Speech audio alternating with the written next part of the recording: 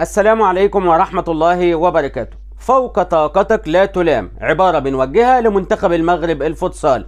بنقول لهم شكرا وشابوه على المشوار اللي قدمتوه في كأس العالم للفوتسال، على الإصرار والعزيمة واللعب برجولة واللعب بنزاهة وشرف، على التغلب على الإكراهات والإصابات والغيابات والضغوط والظروف اللي كان فيها منتخب المغرب الفوتسال، على القرعة الصعبة جدا أن تواجه المصنف 2 عالميا في المجموعة، ثم بعد ذلك تصنف الرابع عالميا في دور 16، ثم بعد ذلك تصنف أو تواجه الأول عالميا في دور ربع النهائي.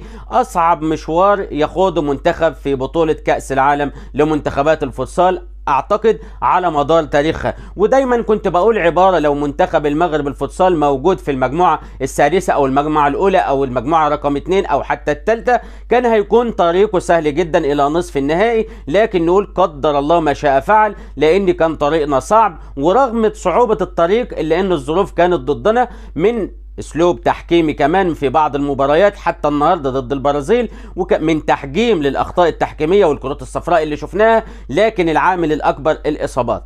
ان تفقد يعني يكون قوامك الرئيسي 14 لاعب منهم 3 حراس مرمى، بتتكلم ان يكون معاك 11 لاعب القوام الرئيسي، وبيكون معاك 4 اساسي وتعمل 4 بدلهم تغيير كل 4 دقائق او 3 دقائق او 5 دقائق. ولكن ان تفقد 2 من اهم عناصرك اللي بيلعبوا معاك على مدار اخر سنتين واللي هم مفتاح اساسي سواء الناحية الهجومية أو الناحية الدفاعية، لما تفقد يوسف جواد وبلال بقالي، وما تدخل البطولة بهذه الغيابات وتركز وتبدأ، لكن تبدأ من البداية بتفقد برضو عناصر في كل مباراة، من إرهاقات، من تعب، من إصابات خارجة عن الإرادة طبعا في المباريات. فبالتالي أنت بتواجه البرازيل بعد ضغط كبير جدا بعدما فقدت 6 إلى 7 لاعبين في مواجهة البرازيل. ومش بس كده، أنت النهاردة بتواجه خصم قوي زي المنتخب البرازيلي كمرشح اول ومصنف اول، والبرازيل مريح 4 ايام قبل المواجهه، لكن المغرب فقط كان راحه يومين يعني وكان مواجه خصم قوي هو ايران في دور ال16، عكس البرازيل اللي كان عندها مواجهه سهله ضد كوستاريكا. فبالتالي كل هذه الظروف والاساليب كانت تبشر او كانت تنذر ان المنتخب المغربي مش هيقدر يكمل مشواره في البطوله. لكن احنا كنا بنتكلم بثقه وبعزيمه وباصرار وبندعم اللاعبين، وما زلنا وسنظل ندعم هذا الجيل، ندعم منتخب المغرب الفوتسال وندعم هشام الدقيق، ونقول له رصيدك عندنا كبير، انت ليك رصيد كبير عندنا بالتتويج ببطولات العرب والبطولات الافريقيه والمباريات الوديه والبطولات القاريه، واللي انت شرفت القاره الافريقيه مش بس المغرب، انت عرفت العالم يعني ايه فوتسال المغرب ويعني ايه فوتسال افريقيا. انت السبب الوحيد اللي جعلت القاره الافريقيه يذكر اسمها في بطولات العالم. فبالتالي رصيدك عالي عندنا يا كابتن هشام وكل اللاعبين اللي معاك، وبنقول لك نقطه ومن اول السطر: وابدا من حيث انتهيت وكمل، وشوف النواقص اللي عندك كملها عشان البطولات اللي جايه. ونستشعر ان كأس العالم 2028 سيكون المنتخب المغربي اقوى واجهز، خاصه مع الخطه اللي هو ماشي بيها والمسار الصحيح اللي هو انطلق به من تكوين منتخب رديف ومنتخب 21 سنه ومنتخب 19 ومنتخب 17. وبالتالي بعد 4 سنوات هتشوفوا فوتسال المغرب في مكانه عاليه، وهتشوفوا تصنيف عالي جدا لمنتخب المغرب الفوتسال. كل الرجال النهارده والجيم الكبير اللي لعبوه بعزيمه واصرار ضد المنتخب البرازيلي، وان ما كانوش متخوفين من المباراه، وان مستحوذين وبيجيلك 4 ضربات ركنيه انت اللي بتكون مستحوذ ومسيطر وبتهاجم، ولكن انت بيقابلك الحقيقه وصراحه منتخب قوي، دفاعه محكم، حارس مرمى متميز. لكن كمان سابوا الكره للمنتخب المغربي، والمنتخب المغربي كان بيلعب على الضغط، والبرازيل اللي بتلعب على المرتد عشان خلق المساحات.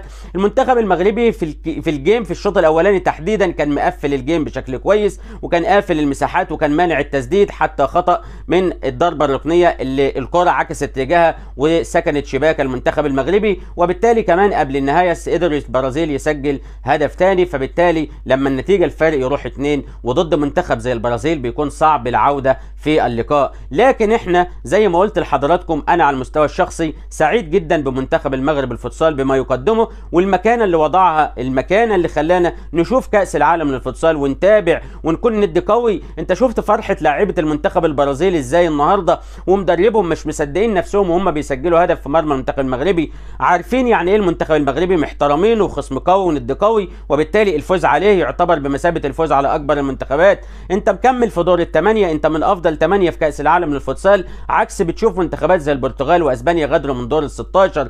حصل مفاجآت كتيره في البطوله، لكن المنتخب المغربي من خلال مساره الاكراهي والقوي والصعوبات التي واجهها لكن كان متواجد من ضمن افضل 8. كنا عارفين او كنا يعني متيقنين ان ممكن المنتخب المغربي يخسر هذه المواجهه، ولكن انا شايف ان مفيش فيها خساره لان اتعلمنا منها درس قوي جدا للماتشات اللي جايه. القايمه بتاعتنا لازم تكون افضل من كده، استعداداتنا لازم تكون اقوى من كده، وخريطه تكون طويله للسنوات القادمه عشان تجعل الفوتسال المغربي الاول عالميا، وهيجي يوم يتوج به منتخب المغرب.